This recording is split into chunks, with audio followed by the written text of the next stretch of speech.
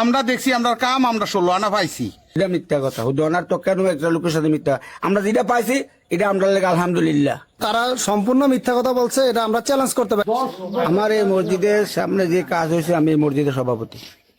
এখানে যে কাজ আছিল, আমাদের সমাজে লোক ছিল, তারা এবারে যে মাল সামান আনছে, রড আনছে, সিমেন্ট আনছে, বালু আনছে, সব দিয়া 16 আনা দিয়া সিমেন্ট বেলটা কাজ করে দিয়ে গেছে রড দিয়া। তো এখানে আমাদের কোনো কাম করার সময় আমরা এমন কোনো দুর্নীতি দেখি নাই। এখন আনছে আমার নাতিয়ে কাজটা দরখাস্ত দিয়া আনছে, ওর তারা আইয়া উজ্জা কাজ করে দিয়ে গেছে।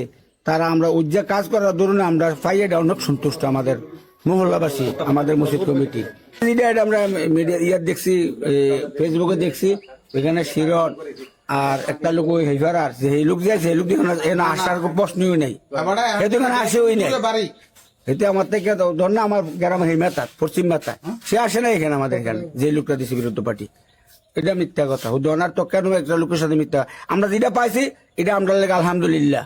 যতটুক আমরারে কাজ কইরে দিছে, মাল মাথা রড সিমেন্ট বালু সব আনছে, আমরা দেখছি আমরা কাম আমরা 16 আনা পাইছি। এর পরবর্তী আমরা এমন কোনো সমস্যা নাই। না না, তারা মসজিদের কোনো ইয়া নাই, কমিটির লোক কোনো যোগাযোগ কইরা তারা এমন কোনো এই কথা কয় নাই।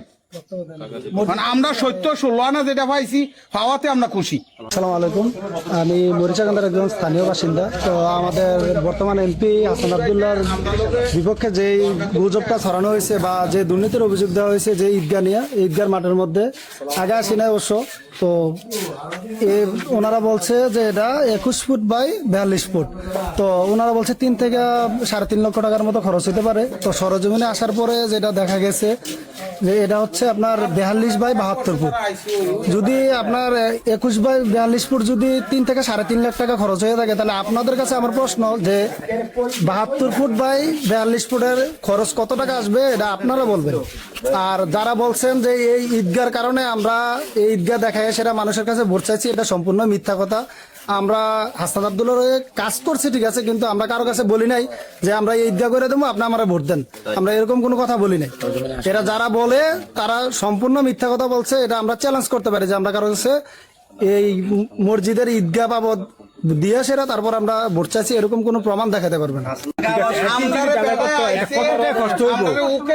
বললো যে আমাদের এই মসজিদের 3 লাখ টাকা, হয়তো 3,30,000 টাকার মতো খরচ যেতে পারে। হ্যাঁ না, কোন ইঞ্জিনিয়ারে বলছে, ঠিক আছে, যদি বলছে ঠিক আছে, হ্যাঁ বলেন যে এই ইঞ্জিনিয়ার যদি এতটুকু কোন ইঞ্জিনিয়ারটা বলছে, ওই ইঞ্জিনিয়ারটা আনুক, আমরা সরকার দেন। আমার নাম হচ্ছে মোহাম্মদ রিয়াদুল ইসলাম, আমি হচ্ছে মূলত প্রবাসী, আমি দেশে আসছি। এখন আমি কালের কন্টে নিউজে একটা দেখলাম আপনার এখানে প্রতিবেদনে যে তাদের যে ঈদগার মধ্যে যে বলতেছে, যে সাংবাদিক বলতেছে যে আপনার কাজ হচ্ছে যে 42 ফুট বাই 21 ফুট, এখানে কাজ মানে সরজমিনে কাজ আছে যে আপনার 72 ফুট বাই 46 ফুট।